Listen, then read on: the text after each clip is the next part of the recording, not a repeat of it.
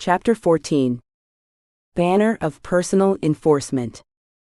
Once the trial of nullification was completed, Joan of Arc was no longer a historical casualty or a condemned casualty of war. She was a national standard. Her family name was fully restored, her actions were celebrated as pure heavenly assignments, and her iconic white banner became an enduring symbol of unshakable victory across the land of France. But the legal victory inside that cathedral wouldn't have meant a thing if the people of France had gone back to their villages, locked their doors, and allowed the English forces to slide back over the border. A legal verdict on a piece of parchment is only as good as the army willing to back it up on the field. The victory endured because the nation chose to live out the reality of that court ruling. They didn't retreat back into defensive isolation. They stepped onto the front porch of their country and stood guard, refusing to allow a single foreign outpost to be built on sovereign French soil ever again. This is the final, ultimate phase of your healing journey. You have traveled from the humble garden of Domremy to the royal coronation at Reims, and you have watched the highest court in the universe completely shred and nullify the enemy's paperwork against your biology. Now your assignment is to become a living banner of personal enforcement. You must transition from a patient seeking a miracle to an authorized officer of the court who daily maintains an unbroken state of physical clearing on your home front. The myth of the passive protection.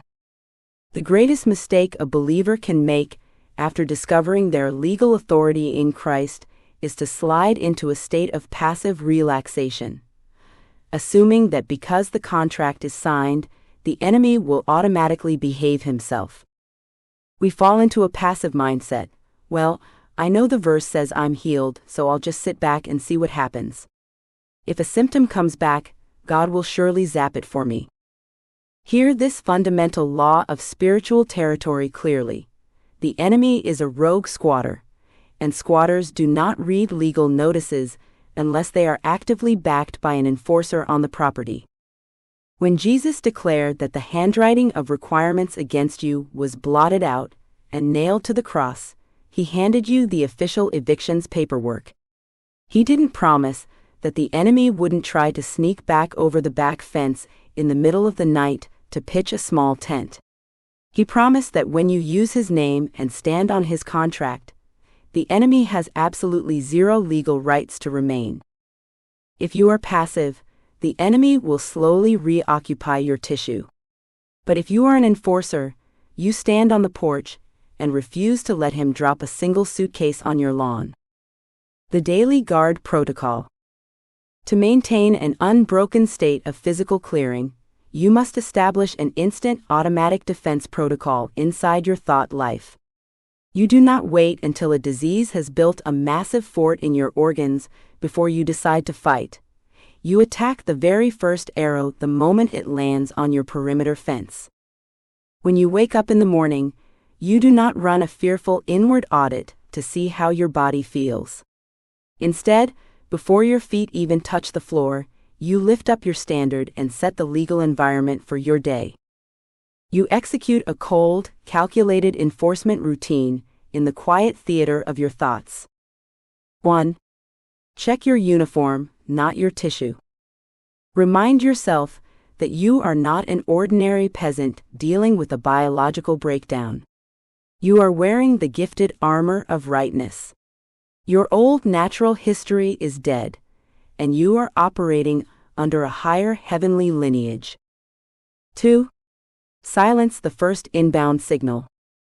If a minor tweak, a familiar ache, or a wave of fatigue hits your frame during the day, do not pause to monitor it.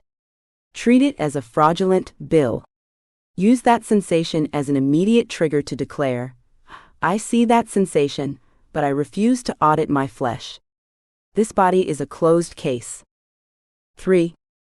Keep the engine open.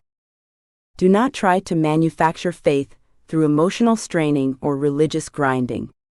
Take a deep breath, drop your internal weight into the finished work of the cross, and let the resident life engine of Romans chapter 8 verse 11 quietly, thoroughly flood your nervous system with restorative power. The territory belongs to the king. Joan of Arc's legacy didn't fade when she left the earth, because she had successfully introduced a higher law to her generation. The law that an ordinary, uneducated person backed by a heavenly mandate carries more weight than an entire occupying empire. You do not lack the authority to walk in full, vibrant health. You are not waiting for God to decide whether He wants to clear your physical frame. The oil has been poured, the prince has been crowned, and the document of condemnation against your flesh has been permanently nullified and burned in the highest court of the universe. Stop looking back at your village history, stop auditing your personal flaws, and stop sitting in the mental interrogation chair trying to prove your worthiness to a defeated adversary.